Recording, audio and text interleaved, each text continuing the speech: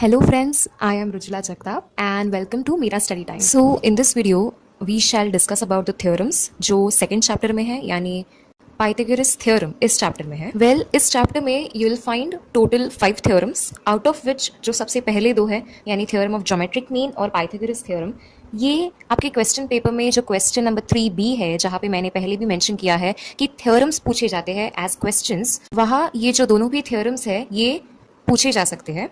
There is a high possibility. Also in दोनों भी theorems का एप्लीकेशन आपको सम्स में भी करने मिलेगा क्योंकि पूरे पेपर में एंड ऑफकोर्स जो प्रैक्टिस सेट्स है आपके टेक्स्ट बुक में वहाँ पर आपको बहुत से सम्स मिलेंगे जो इन दोनों थ्योरम्स पर बेस्ड है. Now coming to Pythagoras theorem, इस थ्योरम के बारे में हम 7th स्टैंडर्ड से पढ़ते आ रहे हैं तो इसके बारे में हम बहुत सारी चीज़ें जानते भी होंगे. बेसिक फॉर्मूला है hypotenuse square is equals side 1 square plus side 2 square. Easy. Now, the very first thought that may come to your mind is Pythagoras theorem तो हम पढ़ चुके हैं ऑलरेडी. 7th स्टैंडर्ड से हम बहुत सारे सम्स में इसे अप्लाई भी कर चुके हैं. तो इस चैप्टर में एक ऐसा क्या नया है? तो ये जो फॉर्मूला है हमारे पास Pythagoras theorem जो है ये बेसिकली डिराइव कैसे हुआ इसके बारे में इन्फॉर्मेशन आपको इस चैप्टर में मिलेगी.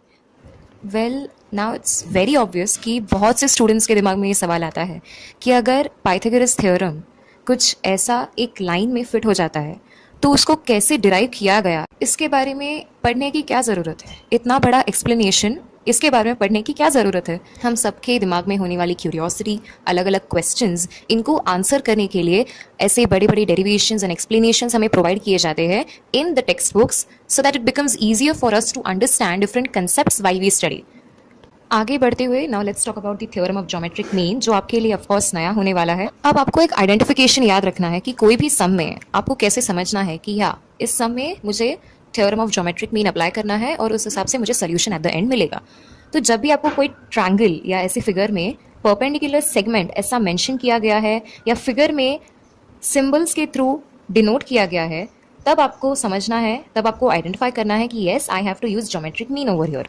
देन मूविंग अहेड आगे की 3 यानी converse of Pythagoras theorem, application of Pythagoras theorem which is basically for proofs and Apollonius theorem. ये जो सारे थ्योरम्स है ये सम्स सॉल्व करते वक्त अप्लाई करने के लिए इंपॉर्टेंट है. कई बार प्रैक्टिस सेट्स में या क्वेश्चन पेपर में आपको प्रूफ्स पूछे जाएंगे यानी एक पर्टिकुलर फिगर में एक पर्टिकुलर कॉम्पोनेंट को प्रूव करने के लिए आपको ये जो एप्लीकेशन ऑफ पाइथागोरस थ्योरम है इसकी मदद होगी and this will definitely prove to be useful.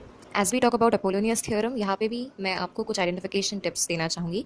जब भी आपको क्वेश्चन में मिड पॉइंट या मीडियन ऐसे टर्म्स आपको दिख रहे हैं जो मेंशन किए गए हैं तब आपको समझ आ सकता है कि हाँ ये गिवन सम में अगर मुझे एक पर्टिकुलर सेगमेंट का लेंथ पूछा गया है तो I should use Apollonius theorem. तो फॉर एग्जाम्पल यहाँ पे जो सामने फिगर है यानी जो ट्राइंगल ABC है यहाँ पे आपको क्वेश्चन में दिया गया है कि M is the mid point या फिर AM इज़ द मीडियन या फिर कभी कभी ऐसे भी मेंशन किया जाता है कि BM is equals CM which is going to be half of the entire segment which is BC या फिर BM प्लस CM BC. तो जब आप ये चारों को पढ़ते हैं तो इन सभी का मतलब एक ही होता है यानी अगर M मिड पॉइंट है तो वेरी ऑब्वियस कि BM और CM इक्वल रहेंगे. Okay and because M mid point है तो इट्स वेरी ऑब्वियस क्योंकि AM एक सेगमेंट है तो वो एक मीडियन होगा. ये सब स्टेटमेंट्स जो है ये बेसिकली एक दूसरे से रिलेटेड है. So that's how it goes. It's very easy to understand. आप बस इन थ्योरम्स को अच्छे से समझने का ट्राई कीजिए. I am again trying to repeat, don't by heart, don't try to learn. आपने पहली बार ही पढ़ने के लिए शुरुआत की और आपको कुछ नहीं समझ रहा तो आप बहुत फ्रस्ट्रेट हो गए एंड यू स्टार्ट फीलिंग कि मुझे साल भर नहीं समझेगा. ऐसा कुछ नहीं है. अगेन एज आई से कि there is no hard and fast rule कि आपको पहले अटेम्प्ट में ही ये सब कुछ आना चाहिए, आपको सब कुछ समझना चाहिए. You do it for 2 times, 3 times, 4 times, may be 10 times, शायद 11th टाइम में आपको समझ आए. नहीं, see I tell you, you keep practising, be consistent. By the end of the year आपको सारे कंसेप्ट ईजीली याद हो जाएंगे, क्लियर हो जाएंगे. मैथ्स में अगर इम्प्रूवमेंट चाहिए, अच्छे स्कोर्स चाहिए तो बस आपसे मैथ्स ये सब्जेक्ट आपकी एफर्ट्स, आपका टाइम और प्रैक्टिस ये 3 चीज़ें मांगता है. End of course last but not the least confidence. अगर आप इस सब्जेक्ट को लेके खुद के बारे में कॉन्फिडेंट नहीं रहेंगे तो आपके मन में इस सब्जेक्ट के बारे में जो डर है वो हमेशा रहेगा. It will never go. So just remember this small tips and I hope ये वीडियो आपको helpful and at the same time useful लगा हो. So thank you and meet you in the next video.